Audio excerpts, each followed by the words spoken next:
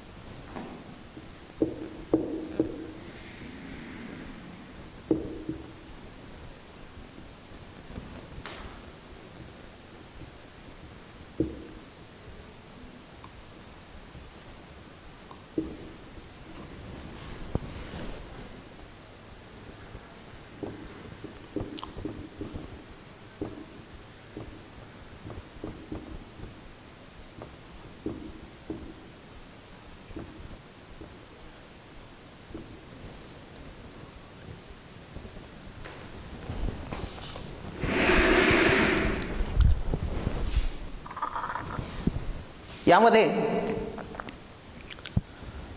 प्रास्ताविक आपण अगोदर समजावून घेणार आहोत आणि त्यानंतर जे काही मुद्दे आहेत म्हणजे शिवपूर्वकालीन महाराष्ट्राची परिस्थिती कशी होती, तसंच यामध्ये राजकीय स्थिती, सामाजिक स्थिती, धार्मिक स्थिती आणि आर्थिक स्थिती या अनुषंगानं आपण हा मुद्दा प्रथमतः समजावून घेणार आहोत। तर प्रथमतः प्रास्ताविक।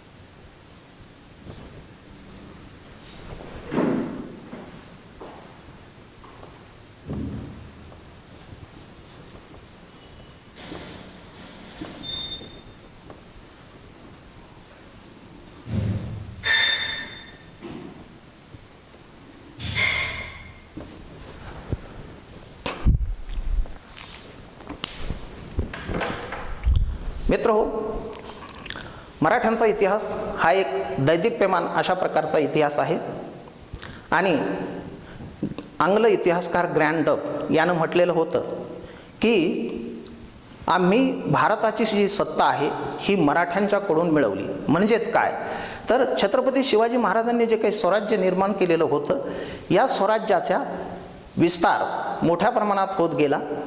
ही जी काही सत्ता आहे ही पुढे विस्तारली गेली आणि भारताच्या वायव्येकडील टोकापर्यंत ही सत्ता पोहोचलेली होती। आणि शेवटी ग्रँड डफनं म्हटल्याप्रमाणे इंग्रजांनी भारतावर वर्चस्व प्रस्थापित करत असताना जसजशी एक सत्ता हस्तगत केली आणि शेवटची जी सत्ता होती ती म्हणजे प्रमुख अशी मानली गेलेली ती म्हणजे मराठ्यांची सत्ता, ही देखील संपून या ठिकाणी इंग्रजांनी आपलं वर्चस्व प्रस्थापित केलं। तर सुरुवातीला महाराष्ट्रामधील जी काही परिस्थिती होती ती आपल्याला समजावून घ्यायची, परंतु प्रास्ताविकाच्या मध्ये आपण थोड्याशा या अनुषंगानं काही मुद्दे समजावून घेणं गरजेचं आहे. तर सुरुवातीला आपल्याला माहिती आहे की मुस्लिमांचं जे काही साम्राज्य होतं, हे या साम्राज्याला उत्तरेमध्ये राजपुतांनी जी काही टक्कर दिलेली होती, तर तशाच पद्धतीनं मराठ्यांनी दक्षिणेमध्ये जी काही महान कामगिरी केलेली होती, आपला धर्म, आपली संस्कृती याचं जे काही रक्षण मराठ्यांनी केलेलं होतं, आणि मराठ्यांनी अशा पद्धतीनं मुस्लिमांना जो काही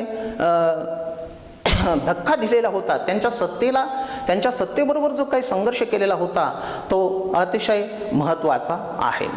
तर मराठे हे मूळचे महाराष्ट्रातील मराठी भाषिकांचा हा जो काही प्रदेश आहे तो महाराष्ट्राचा प्रदेश येतो. आणि मराठा या ठिकाणी हा शब्द जातीवाचक शब्द न घेता व्यापक अर्थाने अशा प्रकारचा हा शब्द म्हणजे मराठी भाषिकांचा प्रदेश. तसंच या ठिकाणी शिवाजी महाराजांनी जे काही स्वराज्य निर्माण केलं, हे मराठी भाषिकांचं स्वराज्य, या ठिकाणच्या प्रदेशातील लोकांचं स्वराज्य होतं, या ठिकाणच्या रयतेचं स्वराज्य होतं. आणि अशा पद्धतीनं व्यापक अर्थानं महाराष्ट्रामध्ये मराठ्यांचं हे राज्य निर्माण झालेलं होतं.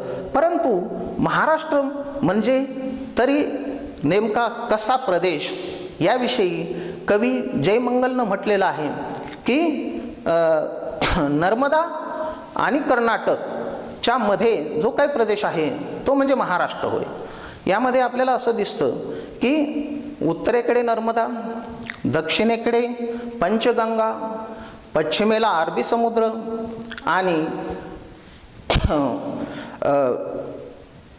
आणि पूर्वेला वैनगंगा, यामधील जो काही प्रदेश आहे तो महाराष्ट्र. या महाराष्ट्रामध्ये राष्ट्रिक लोक राहत होते असे आपल्याला इतिहास सांगतो आहे. तसंच या महाराष्ट्रात राहणारे जे काही लोक होते ते रठिक, राजवाडे यांनी म्हटल्याप्रमाणे रठ्ठ या शब्दापासून मराठे असा शब्द अस्तित्वात आलेला होता. तर या महाराष्ट्रामध्ये अशा पद्धतीनं मराठे आपलं वास्तव्य करत होते. पुढे आपल्याला असं म्हणता येईल की या महाराष्ट्राला जी काही ऐतिहासिक परंपरा लाभलेली आहे ती देखील महत्त्वाची आहे. या महाराष्ट्रावर उत्तरेकडे जरी गुप्तांचं मौर्यांचं साम्राज्य पसरलेलं असलं तरी महाराष्ट्रावर देखील पुढे त्यांनी आपलं वर्चस्व प्रस्थापित केलेलं होतं. म्हणजेच चंद्रगुप्त मौर्यांच्या साम्राज्यामध्ये महाराष्ट्र हा होता. महाराष्ट्रावर त्यांनी आपलं वर्चस्व प्रस्थापित केलेलं होतं. इसवी सनाच्या पुढे आपल्याला असं दिसतं की इसवी सनाच्या 3ऱ्या शतकापर्यंत या ठिकाणी सातवाहनांची सत्ता होती. पुढे या प्रदेशावर चालुक्यांची सत्ता होती. त्याचप्रमाणे पुढे राष्ट्रकूट यांचीही सत्ता होती. अशा पद्धतीनं पुढे 12व्या आणि 13व्या शतकामध्ये देवगिरीचे यादव जे आहेत तर त्यांचीही सत्ता या ठिकाणी होती. आणि आपल्याला असं दिसतं आहे की देवगिरीच्या यादवांच्या मध्ये रामचंद्र देव हा जो काही एक राजा होता, तर त्याची सत्ता असताना अल्लाउद्दीन खिलजीनं या सत्तेवर स्वारी केली 1296 मध्ये. आणि अशा पद्धतीनं त्याचं जे काही राज्य आहे हे मांडलिक बनवलेलं आपल्याला दिसतं आहे. पुढे आपल्याला असं दिसतं आहे की महम्मद तुघलक याची जी काही सत्ता आहे ही सत्ता प्रचंड मोठ्या प्रमाणात विस्तारली गेली. सत्ता जशी विस्तारली तशा पद्धतीने या सत्तेच्या मध्ये दोष देखील निर्माण झाले. आणि यामुळे एक प्रांत म्हणजे महम्मद तुघलकाच्या कार्यकाळामध्ये त्याच्या सत्तेच्या विरोधात एका प्रांतामध्ये बंड निर्माण झालं. आणि दक्षिणेमध्ये त्याचाच परिणाम म्हणून 2 राज्य अस्तित्वात आली. स्वतंत्र अशा प्रकारची ही राज्य होती. त्याच्यामध्ये इसवी सन 1336 मध्ये विजयनगरचं हिंदू साम्राज्य उदयाला आलं. त्याचप्रमाणे दक्षिणेमध्येच 1347 मध्ये बहामनी साम्राज्याचा उदय झाला. आणि अशा पद्धतीनं ही दोन्ही साम्राज्य एकमेकांच्या विरोधात मोठ्या प्रमाणात भांडत राहिली. त्यांच्यातील संघर्ष हा सतत वाढत चाललेला आपल्याला दिसतो आहे. पुढे आपल्याला असं म्हणता येईल की यामध्ये बहामनी साम्राज्य जे देखील पुन्हा तुकडे पडले आणि या बहामनी साम्राज्याच्या 5 शाह्या निर्माण झाल्या.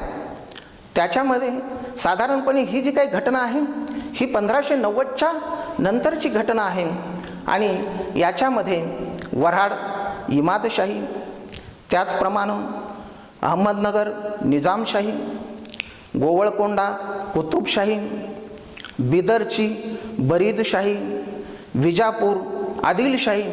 तर अशा पद्धतीनं या 5 शाह्या अस्तित्वात आल्या आणि पुढे आपल्याला असंही दिसतं आहे की अहमदनगरनं वऱ्हाडचं राज्य संपुष्टात आणलेलं होतं. त्याचप्रमाणे विजापूरनं बिदरची बरीदशाही संपुष्टात आणली आणि अशा पद्धतीनं 3 शाह्या फक्त अस्तित्वात राहिल्या.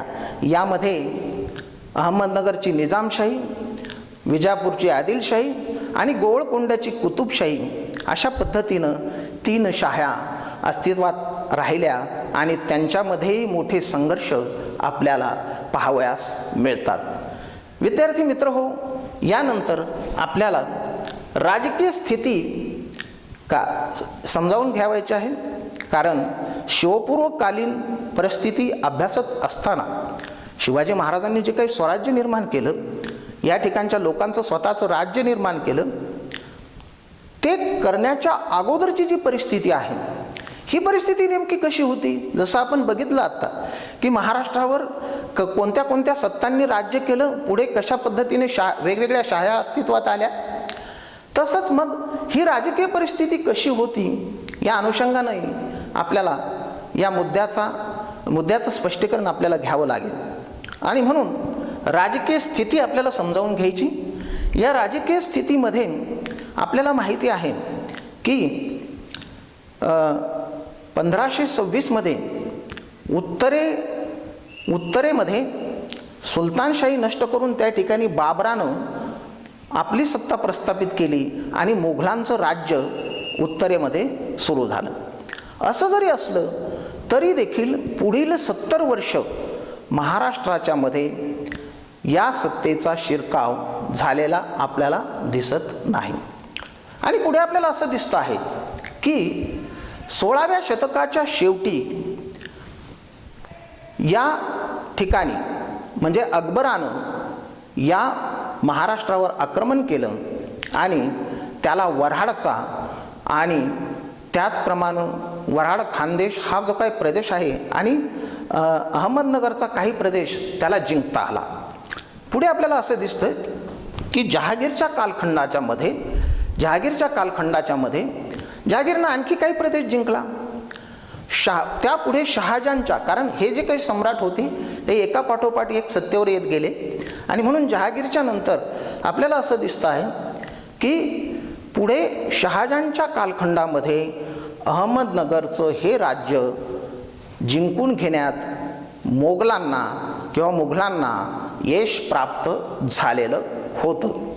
आणि अशा पद्धतीनं मग हे राज्य संपुष्टात आलं 1636 आणि पुढे आपल्याला असं दिसतं आहे की हे राज्य मांडलिक बनलं. पुढे आपल्याला असं दिसतंय की हे राज्य नष्ट झाल्याच्या नंतर पुढे इतरही राज्य मांडलिक बनली. त्याच्यामध्ये गोवळकोंड्याची कुतुबशाही असेल, विजापूरची आदिलशाही असेल, ही राज्य देखील मांडलिक बनली.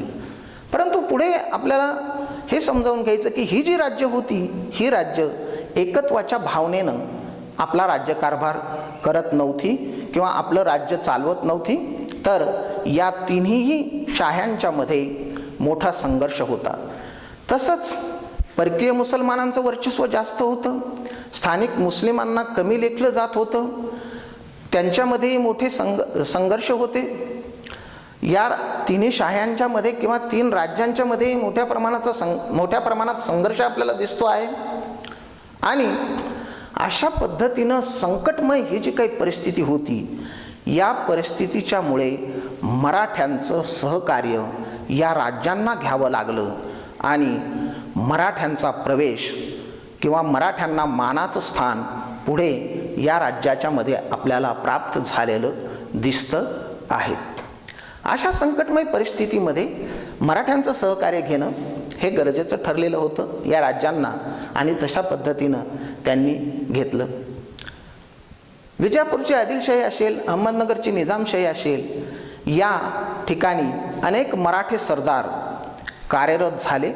त्यांना जहागिऱ्या मिळत होत्या आणि अशा पद्धतीनं मोरे असतील, घाटगे असतील, जाधव असतील, निंबाळकर असतील, भोसले असतील, या सरदारांनी अहमदनगरची निजामशाही आणि विजापूरची आदिलशाही या ठिकाणी आपलं मानाचं स्थान मिळवलं. त्यांना 8-10 हजाराची फौज बाळगण्याची परवानगी देखील मिळाली आणि त्यांना वतनं मिळाली, जहागिऱ्या मिळाल्या. अशा पद्धतीनं या मराठी सरदारांना आपलं मानाचं असं स्थान त्या ठिकाणी प्राप्त झालेलं आपल्याला दिसतं आहे. परंतु या ठिकाणी आपल्याला असं म्हणता येईल की शिवपूर्वकालीन जो महाराष्ट्र आहे तो कोणत्या कोणत्या सत्तांच्या कचाट्यात त्यावेळी सापडलेला होता.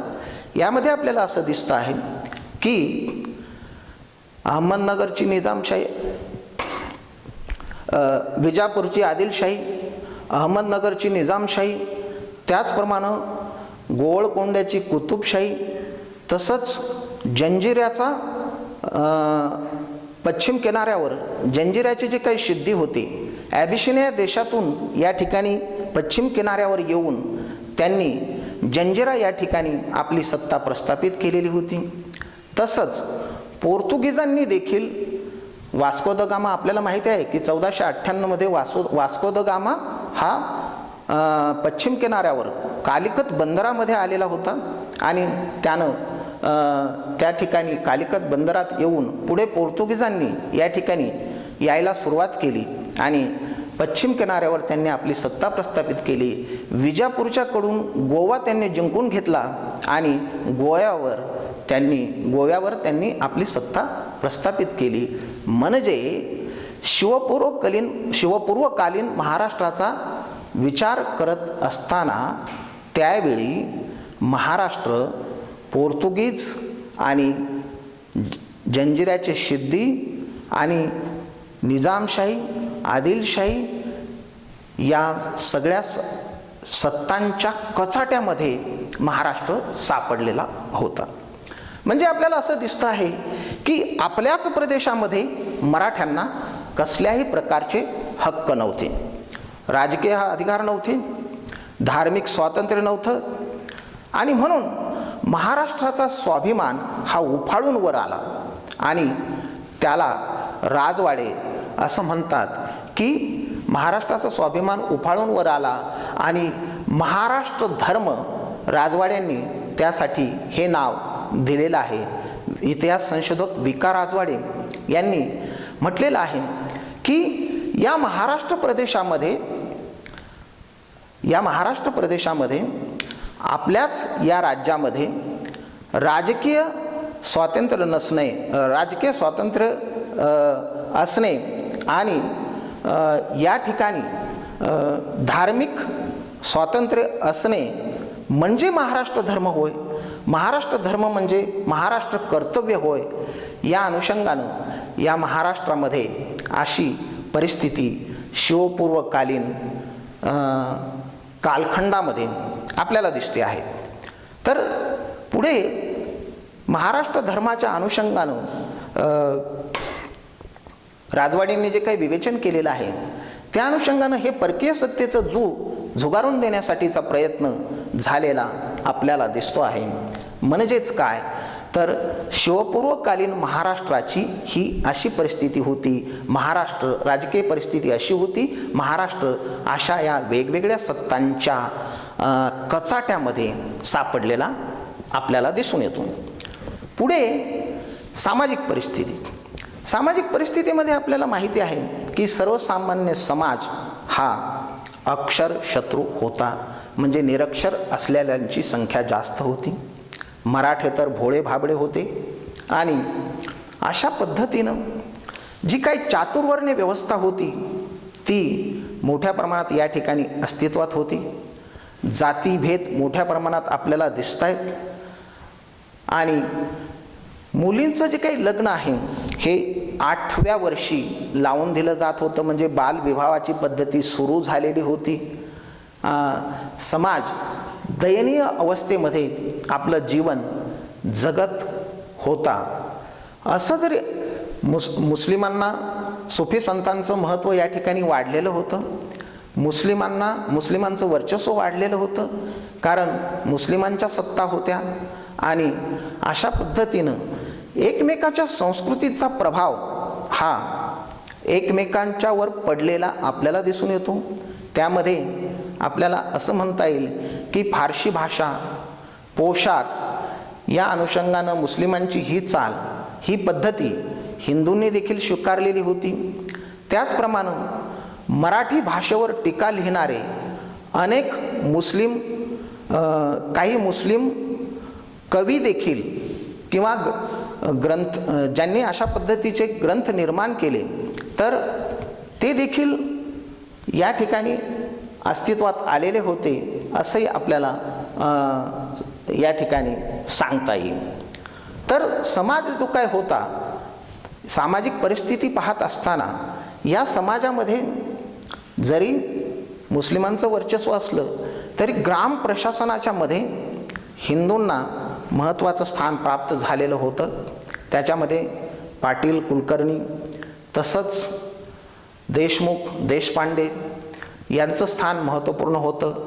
स्थानिक गावातील जे काही न्यायनिवाडे असतील, गावाचं शेतसारा वसुलीचं काम असेल, तर या कामामध्ये अर्थातच पाटील, कुलकर्णी यांना महत्त्वाचं स्थान होतं.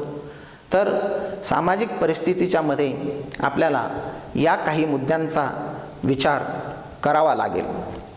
पुढे आपल्याला धार्मिक स्थिती जी काय आहे, ही धार्मिक स्थिती समजावून घ्यावायची आहे. या धार्मिक स्थितीच्या मध्ये आपल्याला असं म्हणता येईल की या ठिकाणी सुफी जे काही होते, सुफी संत यांचं महत्त्व वाढलेलं होतं. पैठण हे एक सुफींचं केंद्र बनलेलं होतं. इस्लामचा प्रचार प्रसार त्यांनी केलेला आपल्याला दिसतो आहे. काही प्रमाणात असाही भाग आहे की मुस्लिमांची जी काही आक्रमणं झाली, या आक्रमणाच्या मध्ये हिंदू धर्मावर अनन्वित अशा प्रकारचे अत्याचार देखील झालेले होते. हिंदू मंदिरांची मोडतोड झालेली होती, नासधूस झालेली होती, प्रचंड लुटालूट झालेली होती. हिंदूंना जबरदस्तीनं मुस्लिम बनवण्याचं काम देखील करण्यात आलेलं होतं. तर अशा पद्धतीने काही प्रमाणात जरी हे धार्मिक अत्याचार आपल्याला दिसत असले तरी देखील काही मुस्लिम राज्यकर्ते हे सहिष्णू वृत्तीचे असलेले देखील आपल्याला दिसून येतात. आणि म्हणून अशा पद्धतीनं ही धार्मिक स्थिती पुढे आपल्याला असं दिसतं आहे की महाराष्ट्रामध्ये संतांचं जे काही योगदान आहे ते अतिशय महत्त्वपूर्ण आहे. महाराष्ट्रामध्ये अनेक संत निर्माण झाले. ज्ञानेश्वरांचं कार्य तर अतिशय महत्त्वाचं आहे. ज्ञानेश्वरांनी मराठीमधून मराठीला अमृताहूनही गोड मानले आणि ज्ञानेश्वरी देखील लिहिली. मराठी भाषेचं महत्त्व ज्ञानेश्वरांनी समाजाला पटवून दिलं. वेगवेगळ्या जातींच्या मध्ये अशा प्रकारे संत उदयाला आलेले आपल्याला दिसतात. आणि या संतांच्या मध्ये या संतांनी सामाजिक सलोखा निर्माण करण्याचं काम केलं. जी काही समाजामध्ये विषमता होती, तर ही विषमता नष्ट करण्याचा प्रयत्न केला आणि सामाजिक एकता कशी निर्माण होईल हे बघितलं की जेणेकरून याच सामाजिक आणि धार्मिक ऐक्याचा पुढे शिवछत्रपतींना आपलं स्वराज्य स्थापन करताना त्याचा फायदा मिळाला. अशा पद्धतीनं संतांचं जे काही कार्य आहे त्यांनी काय केलं तर समाजामध्ये एकता प्रस्थापित केली, विषमता नाहीशी केली. वेगवेगळ्या जातीतील संतांनी समाजाला उपदेश केला. वारकरी पंथाचा प्रचार मोठ्या प्रमाणात झाला. यामध्ये वारकरी पंथाच्या मध्ये या भक्तीमध्ये लोक तल्लीन झालेले आपल्याला दिसतात. तुकारामाचे सोप्या भाषेतील जे काही अभंग होते, हे अभंग घराघरामध्ये म्हटले जाऊ लागले आणि त्यामधून सामाजिक एकता झाली. धार्मिक ऐक्य निर्माण करण्याचं काम संतांनी केलं. आणि संतांनी समाजाला अशा प्रकारचा उपदेश नाही केला की तलवार हातात घ्या, परंतु संतांनी सामाजिक एकतेचं महत्त्व जाणलेलं होतं आणि तशा प्रकारे सामाजिक एकता त्यांनी निर्माण केलेली आपल्याला दिसते आहे. आणि धार्मिक एकता हे देखील अतिशय संतांचं महत्त्वाचं कार्य आहे.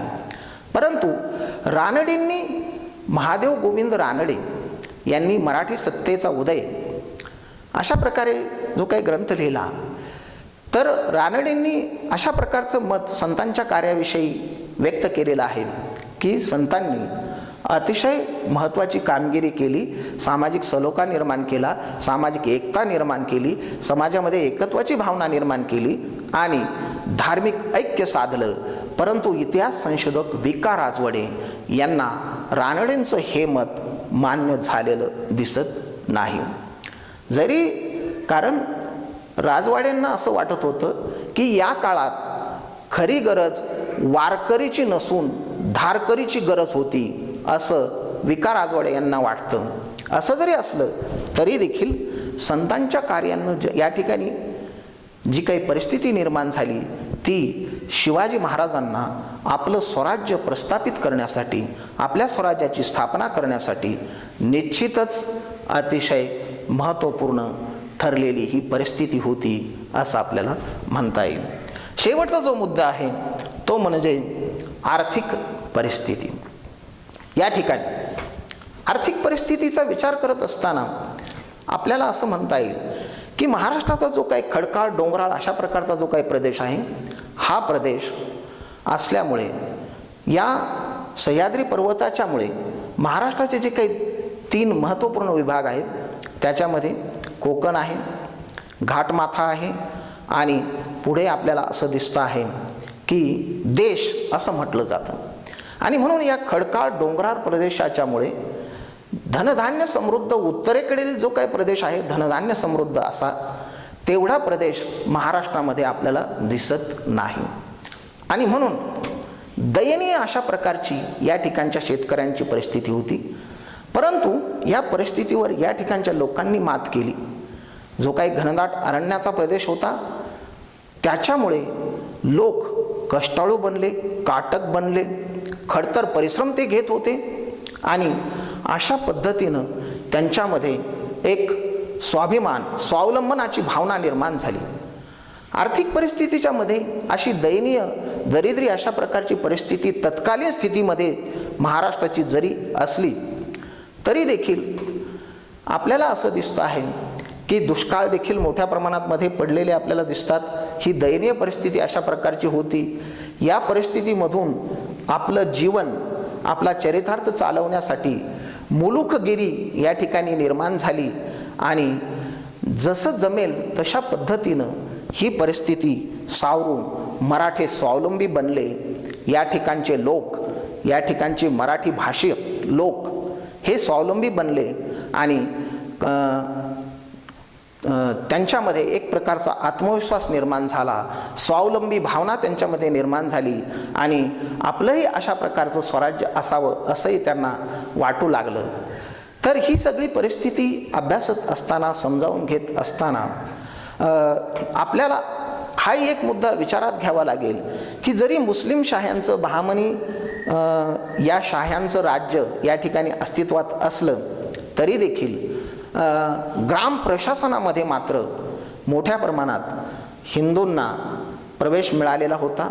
कारण अरण्याच्या प्रदेशात, घनदाट अरण्याच्या प्रदेशात, दऱ्याखोऱ्याच्या प्रदेशात मात्र मुस्लिम जायला तयार नव्हते आणि अशा पद्धतीनं त्या ठिकाणी हिंदूंना प्रवेश मिळाला, हिंदूंना मानाचं स्थान प्राप्त झालं. दऱ्याखोऱ्याचा प्रदेश असल्यामुळे या ठिकाणी व्यापाराचीही सुविधा निर्माण, म्हणजे व्यापार देखील चांगल्या पद्धतीने चालू शकत नव्हता आणि अशा पद्धतीनं आर्थिक परिस्थिती तशी फार संपन्न नव्हती. शिवपूर्वकालीन महाराष्ट्राची ही परिस्थिती आपल्याला पाहावयास मिळते. पुढील भागात आपण मराठी सत्तेच्या उदयाची कारणं काय आहेत की ज्यामुळे या ठिकाणी मराठ्यांची सत्ता उदयाला आली. आपण जर बघितलं तर ही राजकीय परिस्थिती, सामाजिक परिस्थिती, धार्मिक परिस्थिती आणि आर्थिक परिस्थिती, भौगोलिक धन्यवाद.